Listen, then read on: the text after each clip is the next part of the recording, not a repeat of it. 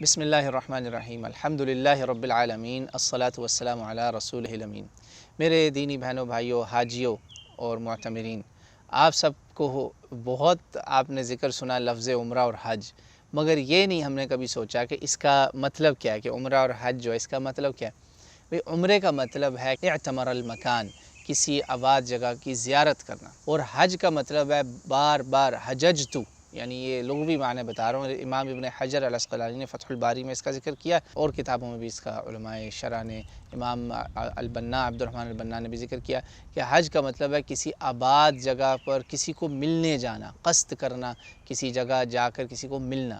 حججت فلان ابن فلان، میں فلاں کو بار بار ملنے جاتا ہوں۔ تو یہ آپ بتائیے کہ عمرہ اور حج میں آپ کیا کرنے جا رہے ہیں؟ رب، اس کی مسجد، اس کا گھر، اس کا کعبہ، ان کی زیارتیں کرنے جا رہے ہیں آپ۔ وہ مکان جس کو اللہ تعالیٰ نے بیت العتیق کہا ہے، بڑا پرانا گھر ہے یہ، اینشینٹ ہاؤس جو اس زمین کا کعبہ ہے، آپ اس کی زیارت کرنے جا رہے ہیں۔